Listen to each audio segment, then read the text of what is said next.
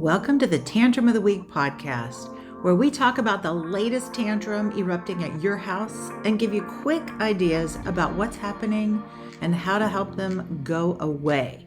I'm Lynn McLean. I'm a child therapist and parent coach, and I've helped lots of parents manage lots of tantrums.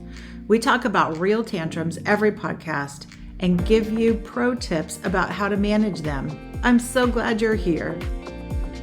Hey, and welcome to this week's episode of the Tantrum of the Week. We hope that you've had a great week and that tantrums are not happening at your house, but if they are, we have some ideas about how come they might be going on and what you can do to stop them. This week's tantrum comes from a mom who says that her 7-year-old son does great at school, has amazing marks for behavior and grades, but when they ask him to do chores at home, he throws an absolute fit. He stomps around or he dawdles, he whines, he yells that his 3-year-old sister doesn't have to do these chores. Mom says, we think they're age appropriate. They're just things like helping take out the garbage once a week, picking up his clothes, making his bed on a daily basis. How do we stop him from throwing these tantrums every time we ask him to do something that we think is really reasonable?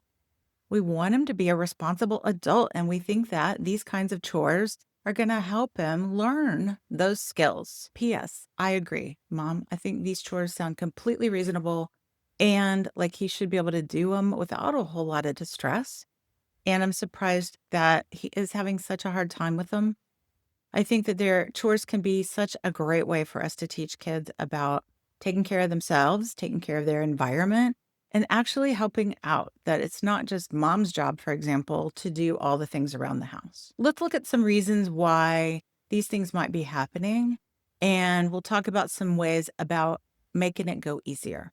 I think it could be that it is like a lot of us, chores can be a grind, and we don't want to do them. While it's important for us to get kids to do them, they may be hard and they may not want to, and that's understandable because sometimes adults feel the same way. Another reason it might be going on is he may not know exactly all the steps that are involved in something like cleaning up his room, for example. It could be helpful sometimes to break it down in smaller steps and be really concrete about what those steps are. He may be overwhelmed a little bit by hearing this verbal, hey, it's time to take out the trash. But you might think about doing a transition notice for him. Hey, you know what? In 5 minutes, it's going to be time for us to do our chores. Your chore today is going to be taking out the trash. That way he has a heads up. It's not just, hey, stop playing that video game and take out the trash. It's not a shock to his system. He gets a transition. You might be avoiding letting him know it's going to come because you're dreading the fit that you think is going to happen. And I get that completely. And with continued notice of the transition, he should be able to start to prepare himself emotionally for needing to do this. Now, inwardly, you might be thinking, are you kidding? Lynn, this guy can do anything in the world. Why is he fighting about taking out the trash? It's not hard for him, and he has to do it every week before garbage day. So why is this a fight every time? I don't know. It's just something that is happening for him. He may really also want more of your attention, and this is not a way that he wants to get it, but it's a predictable way to get it. So if the 3-year-old sister is really not having to do it, it might feel unfair. It doesn't make sense to us. He's older. He should have to do these things. But if it's how he feels, it's real to him. And so just reflecting that to him, I know it doesn't feel fair. She's so little and she's not doing chores and you're having to and you don't want to. And I know it's making you mad.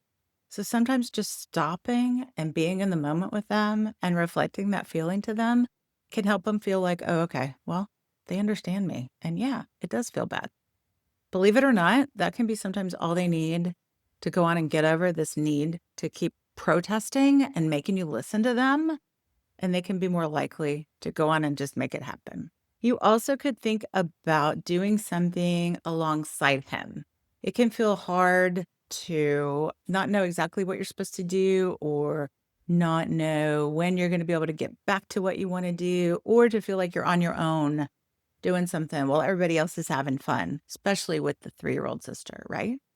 So you might think about trying to do something alongside him. Hey, listen, you grab the garbage. I'm going to be getting the recycling together. We're going to do it and we're going to get it out because tomorrow's garbage day. Which bin do you want to roll out to the street?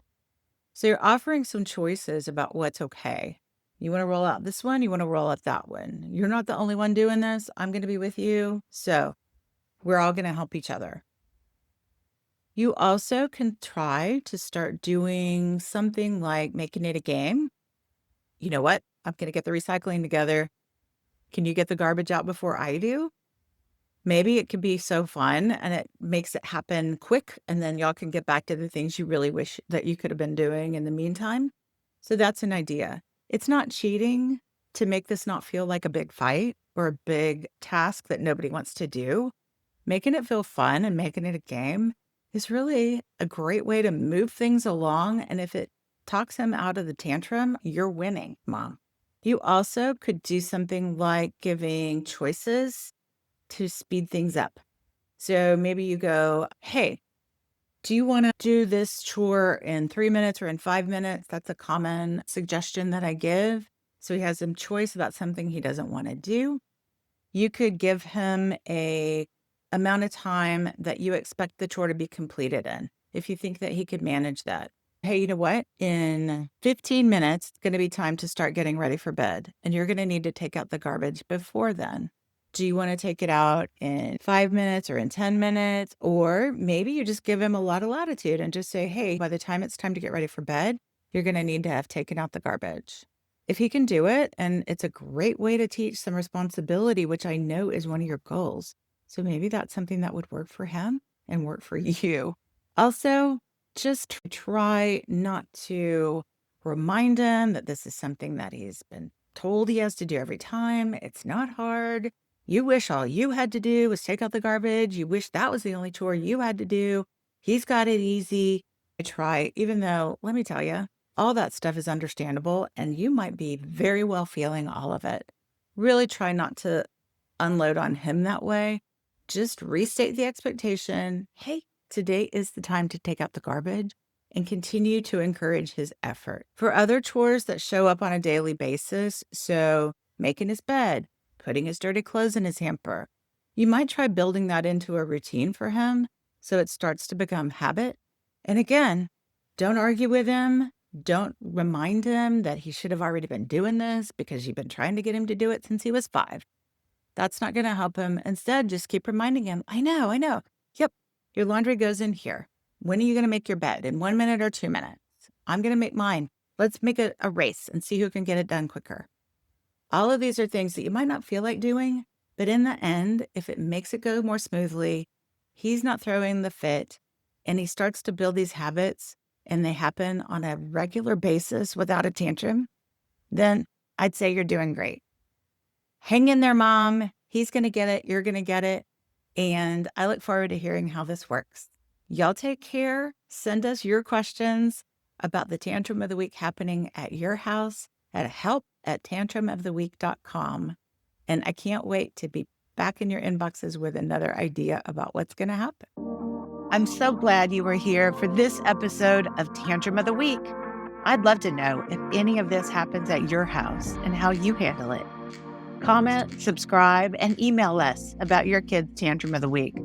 We love to hear about your passionate kids. And even though I am a real play therapist, this episode is not therapy. There are lots of amazing professionals, and I recommend that you contact them if your family needs that kind of support. Be sure to grab your free copy of Why the Latest Parenting Trends Aren't Working for You and What You Might Try Instead at the link in the show notes. And be sure to send us your kid's Tantrum of the Week. We just might feature you on an upcoming episode. We'll see you next time at the Tantrum of the Week.